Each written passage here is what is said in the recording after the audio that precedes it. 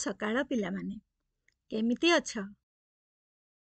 बढ़िया ना जना पड़ुची बहुत सुंदर देखा जाउछ। मु भी बढ़िया अछि। ताहले पिलामाने आजी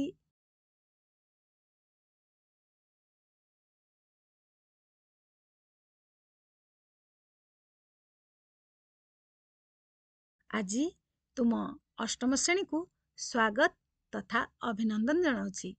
अच्छा पिलामाने आजी आमे आमो गणित बहिर अनुपूरक कोण विषय रे जानिबा।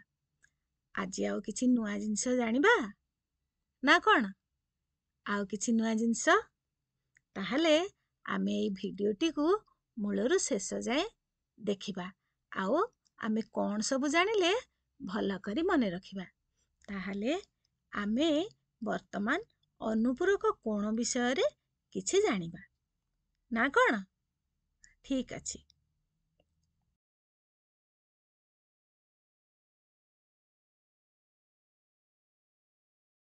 ताहले पिलामाने आजी आमे किछि नुआ जानिबा ना?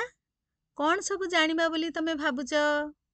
कोण मानकर मापर समष्टि सूत्र को व्यवहार करी आमे किभली अनुपूरक कोण जानिबा एवं केउ गुडिक अनुपूरक कोण हेई परिबो ता विषय रे जानिबा। ताहले आगो को जिबा।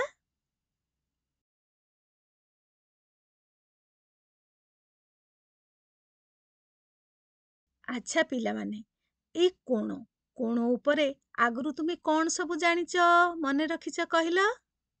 हाँ ओ दुईटी रश्मि गोटिए बिंदुरे मिलित हेले सेठारे कोण उत्पन्न हुए। बढ़िया। आउ कौन जानिच कहिला? विभिन्न प्रकार कोण अछि। हाँ बहुत बढ़िया। तेबे कहिला कौन कौन से गुडाकर नाम? की प्रकार कोण जानिच? सूक्ष्म कोण? आउ स्थूल कोण? आउ कौन किए जानिच? समकोण? बढ़िया। आउ किए जानिच? स्थूल कोण? सरल कोण? बहुत बढ़िया। एते सबु कोण उपरे तुमे जानिच। मु आउ गोटिए कोण जानिछि। तुमे जानिच कि? ताहले कौन? प्रवृद्ध कोण। ठीक अछि। ताहले आमे ई सूक्ष्म कोण काहाकू कहिबा? 0 रु 90 डिग्री भितरे जेउ कोणर परिमाण 0 रु 90 डिग्री भितरे थाए ताहाकू आमे सूक्ष्म कोण कहिबा। ताहले समकोण काहाकू कहिबा? जेउ कोणर परिमाण 90 डिग्री सहित समान ताहाकू आमे समकोण कहिबा। ठीक अछि। ताहले सूक्ष्म कोण काहाकू कहिबा? किए कहिबो? हाँ कौन कौन? 90 डिग्री सहित समान समान आउ किए कहबो ठीक रे? ठीक अछि। जेउ कोणर परिमाण 90 डिग्री रु अधिक एवं 180 डिग्री रु कम सेही कोण को आमे स्थूल कोण कहिबा। बहुत बढ़िया। ताहले सरल कोण काहाकू कहिबा? हाँ जेउ कोणर परिमाण 180 डिग्री सहित समान ताहाकू आमे सरल कोण कहिबा। अच्छा पिलामाने तमे तो कोण विषय रे आगरू अनेक कथा जानिच। सरल कोण देखिबाकू केमती दिसुथिबो कहिल? ओ बढ़िया। पूरा सीधा गोटे गार नुहे कि से रश्मि हेई पारे किंबा गोटे सरल रेखा भी हेई पारे। तार जे कौनसी स्थान रे गोटे बिंदु नेई आमे सरल कोणर परिकल्पना करि परिबा। बहुत बढ़िया। प्रवृद्ध कोण जोटा ताकू आमे केमती जानिबा? 180 डिग्री रु अधिका एवं 360 डिग्री रु कम कोण को आमे कोन कहबा? 360 डिग्री जेउ कोणर परिमाण 180 डिग्री रु अधिका एवं 360 डिग्री रु कम ताहाकू आमे प्रवृद्ध कोण कहबा। ताहले बहुत बढ़िया पिलामाने आमे पुणी आगो को जिबा। एबे आमे जानिबा अनुपूरक कोण काहाकू कहबा। ताहले चलो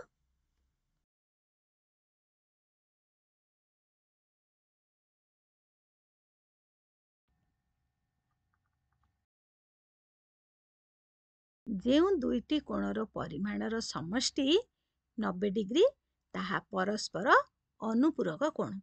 अच्छा पिलामाने ए कोण कहिले କୋଣକୁ ଆମେ କିଭଳି ଭାବରେ ପଢ଼ିବା ବା ପ୍ରଥମେ ଆମେ କୋଣର ସଂଜ୍ଞା କହିଲେ କ'ଣ ବୁଝିବା? କୋଣର ସଂଜ୍ଞା ହେଲା ଗୋଟିଏ ଆଦ୍ୟବିନ୍ଦୁ ଥିବା ଦୁଇଟି ରଶ୍ମି ଦ୍ୱାରା ଗଠିତ ଜ୍ୟାମିତିକ ଚିତ୍ର। ଆଦ୍ୟବିନ୍ଦୁକୁ ଶୀର୍ଷବିନ୍ଦୁ କୁହାଯାଏ। ଏଣୁ ଆମେ କୋଣକୁ କିପରି ପଢ଼ିବା? ମନେକର ଗୋଟିଏ କୋଣ ଏ ବି ସି। ଏ ବି ଗୋଟିଏ ରଶ୍ମି, ଏ ସି ଗୋଟିଏ ରଶ୍ମି, ବି ଏ ଗୋଟିଏ ରଶ୍ମି, ବି ସି ଗୋଟିଏ ରଶ୍ମି। ଯଦି ବି ବିନ୍ଦୁରେ ମିଳନ ହୁଅନ୍ତି ବା ମିଳିତ ହୁଅନ୍ତି, ସେଇଠାରେ ଆମର ବି ନାମକ କୋଣଟି ଉତ୍ପନ୍ନ ହୁଏ। ତେଣୁ ଆମେ ତାକୁ ପଢ଼ିଲା ବେଳେ ଆମର କୋଣ ଏ ବି ସି ବୋଲି ପଢ଼ିଥାଉ। ତାହେଲେ ଏଇଭଳି ଭାବରେ ବା ଆମେ କେବଳ କୋଣ ବି ମଧ୍ୟ କହିଥାଉ। ତାହେଲେ ଏବେ ଯୋଉ ଦେଖୁଛ ତୁମେ ସ୍ଲାଇଡରେ ଯୋଉ କୋଣଟି ଏଠି ଦର୍ଶାଯାଇଛି, ସେଇ କୋଣର ପରିମାଣ କେତେ ଲକ୍ଷ୍ୟ କରୁଛ? ଦେଖ, ଦୁଇଟି କୋଣ ଅଛି, ଦୁଇଟି କୋଣର ସମଷ୍ଟି। ଅର୍ଥାତ୍ ପ୍ରଥମେ ଯୋଉ କୋଣଟି ଦର୍ଶାଯାଇଛି ବା ପୁରା କୋଣଟିକୁ ଯଦି ତୁମେ ନେବ, ତାହେଲେ କେତେ ଅଛି? 90 ଡିଗ୍ରୀ। ଏବଂ ସେଇ ଯୋଉ 90 ଡିଗ୍ରୀକୁ ଦୁଇଟି କୋଣରେ ବିଭକ୍ତ ହେଇଛି, ଗୋଟେ ହେଲା 30 ଡିଗ୍ରୀ ଆଉ ଗୋଟେ 60 ଡିଗ୍ରୀ। ତାହେଲେ ସେ ଦୁଇଟି ମିଶିଲେ କେତେ ହେଲା? 90 ଡିଗ୍ରୀ। ତେଣୁ ଏଇଠି ଗୋଟିଏ କୋଣ ଅନ୍ୟ କୋଣଟିର ଅନୁପୂରକ କୋଣ ବୋଲି ଆମେ କହିବା। ତାହେଲେ ଆମେ ଏଇଠି ଟିକେ ମୁଁ ତୁମକୁ ଉଦାହରଣ ଦେବି। ପିଲାଟି ଏଠି ହାତ ଠାରି ଠିଆ ହେଇଛି। ଦେଖ, ତାର ବାମ ହାତ ଆଉ ଡାହାଣ ହାତକୁ ଲକ୍ଷ୍ୟ କର। ବାମ ହାତଟିରେ ସେ କ'ଣ କରିଛି?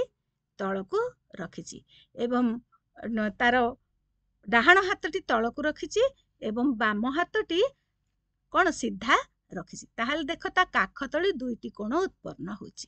ଦେଖ, ତାର ଡାହାଣ ହାତ ତଳେ କୋଉ କୋଣ ସୃଷ୍ଟି ହେଇଛି? Very good. ତଳେ ଯୋଉ କୋଣଟି ସୃଷ୍ଟି ହେଇଛି, ଏଟା 30 ଡିଗ୍ରୀର କୋଣ ସୃଷ୍ଟି ହେଇଛି। ଆଉ ତାର ବାମ ହାତଟି ତଳେ କେତେ ଡିଗ୍ରୀର କୋଣ ସୃଷ୍ଟି ହେଇଛି? ଦେଖ, ତମର ଚିତ୍ରରେ ଥିବା ବୋର୍ଡରେ ଥିବା କୋଣ ଆଉ ତାର କାଖ ତଳ ଦେଖ କେତେ ଡିଗ୍ରୀ ଅଛି?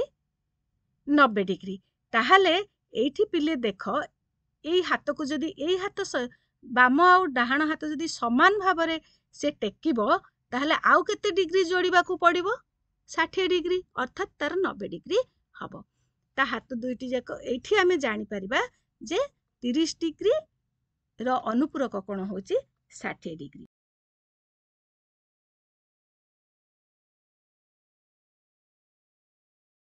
ତାହେଲେ ପିଲାମାନେ ଏଇଠି ଲକ୍ଷ୍ୟ କର, କ'ଣ ଅଛି?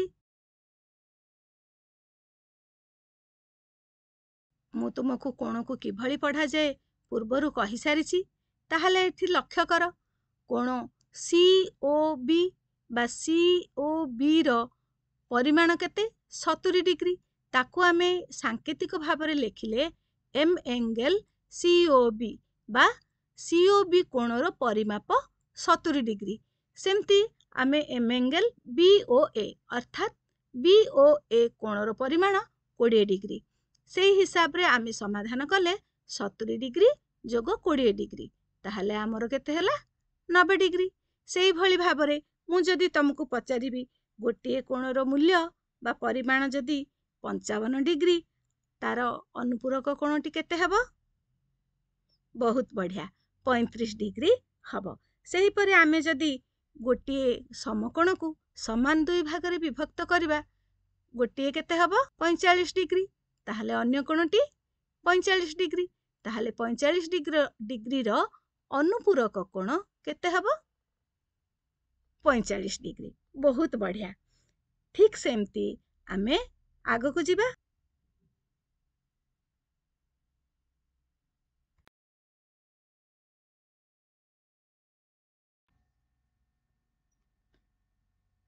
ଏବେ ଲକ୍ଷ୍ୟ କର, ଆମେ ଯେତେ ସବୁ ଚିତ୍ର ଦେଖିଥିଲେ 90 ଡିଗ୍ରୀକୁ ଭାଗ ହେଇଥିଲା ବା ସମକୋଣକୁ ଦୁଇ ଭାଗ ହେଇଥିଲା, ସେ ପରିମାଣ ଯେତେ ହଉନା କାହିଁକି।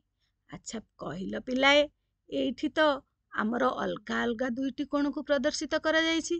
ତାହେଲେ ଦୁଇଟି କୋଣର ପରିମାଣର ସମଷ୍ଟି କେତେ ଅଛି? 90 ଡିଗ୍ରୀ। ତାହେଲେ ଏହା ଅନୁପୂରକ କୋଣ ହେଇପାରିବ ତ?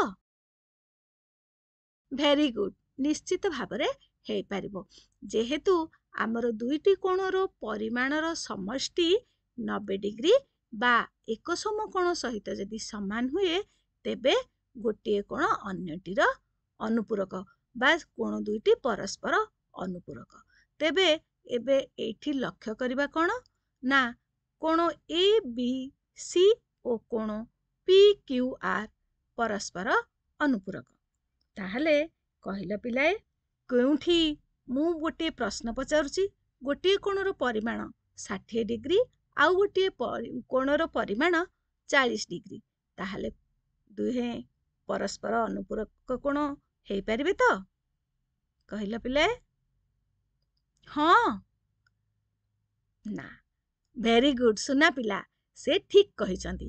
ଯଦି ଦୁଇଟି ଯାକ କୋଣର ପରିମାଣ 90 ଡିଗ୍ରୀରୁ ଅଧିକ ହୁଏ, ତେବେ ସେଇ ଦୁଇଟି କୋଣ ପରସ୍ପର ଅନୁପୂରକ କୋଣ ହୋଇପାରିବେ ନାହିଁ। ତାହେଲେ ପିଲାମାନେ ପରବର୍ତ୍ତୀ ଅଧ୍ୟାୟରେ ବା ପରବର୍ତ୍ତୀ କାଳାଂଶରେ ଆମେ ଆଉ କିଛି କୋଣ ବିଷୟରେ ପଢ଼ିବା।